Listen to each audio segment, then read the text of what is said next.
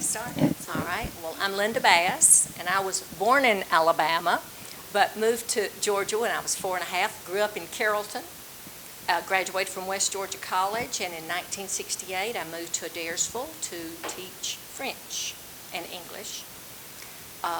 And I taught French and English at Adairsville for 34 years, and then retired, and then they called me to come down to Cass, and I taught there 1 year.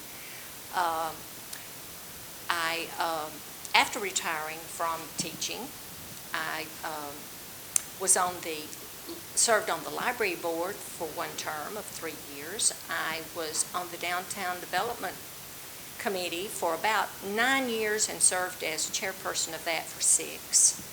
I was also a charter member of the Adairsville Historic Preservation Commission, which I think was created maybe in 1913 or 14, and I served a 1-year term and then a 3-year term, so I'm off of that now. So I'm not really on anything now, except I'm in the Souci Club. I have served as president of the Souci Club 5 different years, and I think I have held every office in the club except treasurer, but now I am not a club officer, I'm just a club member, and I'm enjoying it. My husband Kenneth and I have been married 52 years. He is a retired teacher as well. We have one daughter, Chelsea, who teaches in Floyd County. She's married, and she has one son, so we have one grandson, 5 years old, full of energy. I guess that's really all I know what to say about myself. So I'll give it to Beth. Well, my name is Beth Smith, and I too was born in Alabama, but raised in Alabama as well. We didn't move to Georgia. I did not move to Georgia until I was 22. And then got my first teaching job in 1980 at Pine Log Elementary School, and at the time it was a 1 classroom per grade school.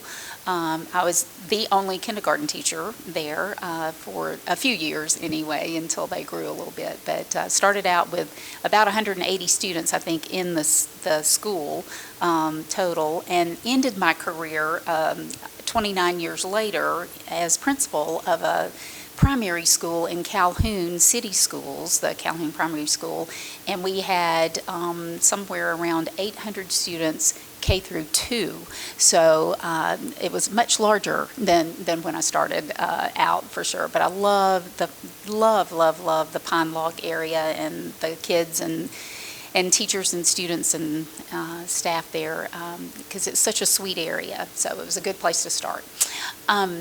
I did other things during my career. I was a counselor for a while, worked at the State Department for a while as a program specialist, and got a lot of experience, different kinds of things in education. When I retired, my husband and I were living in Adairsville, and I really didn't know much about Adairsville because I had worked so much and didn't have a lot of time. So a neighbor invited me to go to Souci with her, and I, of course, wound up joining, and I met Linda and some of the other folks there, and so I, too, have held a few offices. I didn't join until 2011, I believe it was, and so I've not been a member as long as Linda, of course, but I was secretary and then president and have held lots of committee responsibilities. But the one that I still am doing right now is the Depot Committee, and that was the one that that was involved in the Depot project, the history project with KSU.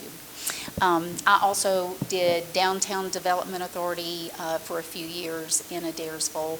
I am a member of the Lions Club and still serve there with the Lions Club, even though my husband and I moved to Cartersville in December of last year, and we are enjoying Cartersville, but we do miss Adairsville as well. So we have, together we have lots of grandchildren, and we are helping out. That's why we moved back to Cartersville, to help with family. So we are watching all of them, all the grands grow up very quickly.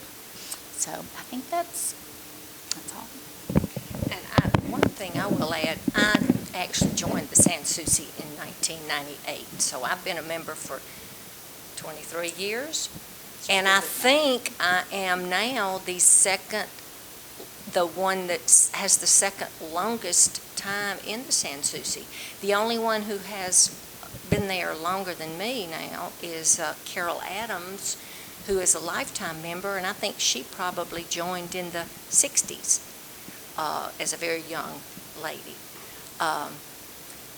And she, because of health reasons, she no longer comes. But I think after Carol, I'm the next, because Joyce Culberson would have been one and passed away. So we have a lot of new members now, fairly new members. And you were talking about Pine Log when you first came to Pine Log. When I first came to Adairsville to teach, grades 1 through 12 were all on one campus. There weren't maybe even 200 students in the high school, and now we have 3 beautiful buildings, and we also, of course, have students that come from Pine Log and Clear Creek. But for several years, we were all there on one campus, and it's hard to believe how far we have advanced. Adairsville has advanced as far as educational facilities.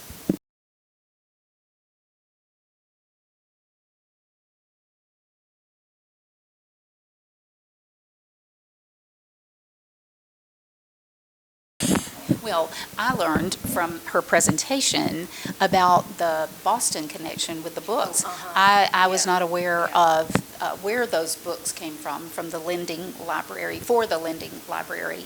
And there were other things, I'm sure, that I've learned along the way. Again, not being from Adairsville and not growing up there, it's a learning curve every time someone comes either in the depot or someone does a presentation. There's more information that we learn each time. So thank you for sharing that. I thought so.